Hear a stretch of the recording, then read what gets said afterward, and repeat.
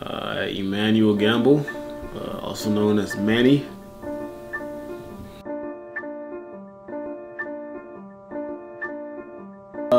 Well, senior year, I played running back, and I was second string because the guy under me, he was a junior while I was a senior, but he ran a 4.2 and was a D1 athlete, and he's now playing at Kansas. So needless to say, I didn't get a lot of playing time. Well, I got some, but I didn't get as much as I wanted to. So I didn't think that any colleges was like looking at me because I didn't get a lot of playing time because of him.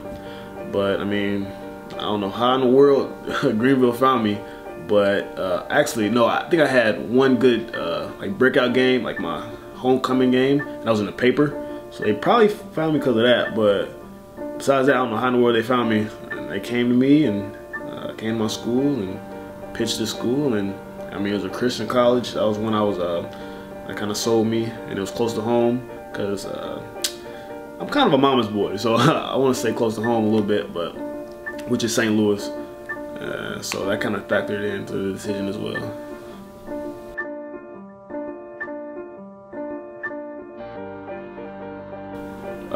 Well, shoot, coming in my freshman year, played JV, a pretty good JV season. We went, what, 3-4? We went 4 games in JV. Won Special Teams Player of the Year for the whole, well, not Player of the Year, I'm tripping.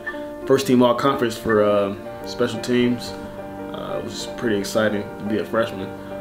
Sophomore year, won the starting spot at slot back. Pretty good, pretty decent year. Nothing too spectacular. And then my junior year was, like, I guess you could say, my breakout season. You know, God blessed that I can be the offensive MVP of the whole conference, first team all conference, the all outstanding team or something like that, and then all NCCAA team, 24th in the nation in rushing yards. So it was a blessing my junior year.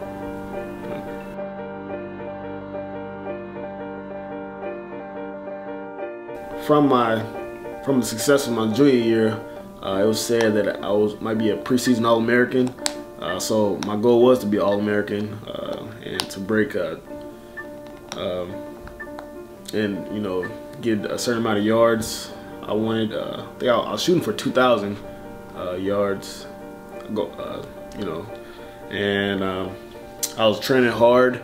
I got all the way up to like my ideal weight that I wanted to be as a running back, which was 180. I was solid, so I just had high hopes for my senior year.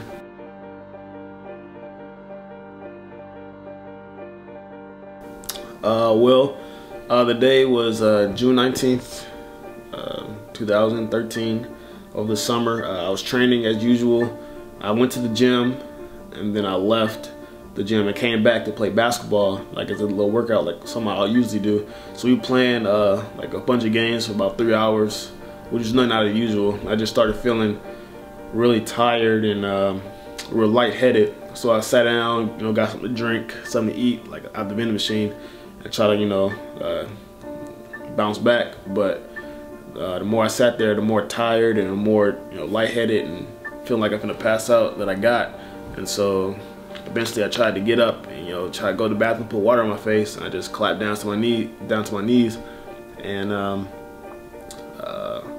it was real weird, you know, because that never happened to me like that. And so long story short, they rushed me to the hospital. They said my heart was beating at 210 beats per minute, and it was just staying there. It wasn't going down. So when I got to the hospital, it was a miracle that I didn't like pass out and die right there, because you hear about like athletes, young athletes just passing out and dying on the basketball court, football field. And so yeah, they rushed me to the hospital. When I got to the hospital, they said I passed out and I had 2 seizures, and they had to shock my heart back into regular rhythm. And so it was like they said, it was a real dangerous rhythm, and it was a miracle that I made it out.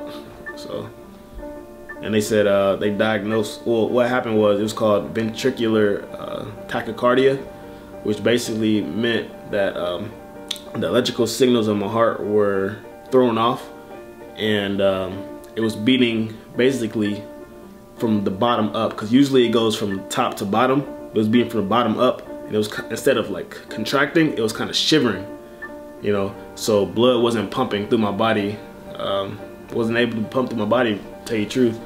And so that's why I was feeling real lightheaded, because I was not getting blood to my brain for real. So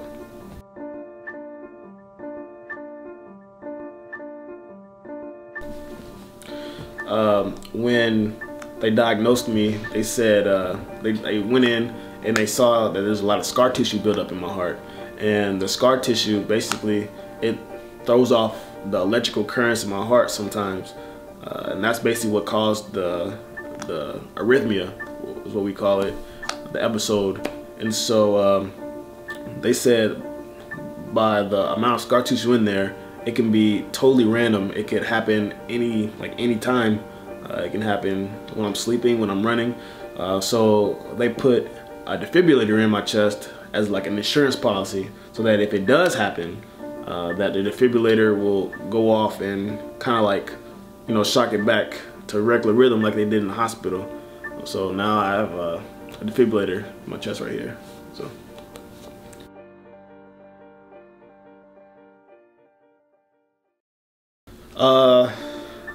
I think to prepare, like prepare whatever you're trying to accomplish, prepare for it like it's your last. So like just say if we have a game next week, prepare this week like it's your last game that you'll ever play, or even that last practice. Play that last practice like it's your last practice. Go as hard as you can, because I mean, tomorrow's not promised. In 2 minutes, that's not promised. In an hour, it's not promised. So all you know is what you have is right now, and right now is always changing. So since you have right now, seize the moment, because you may not have later. So that's what I learned.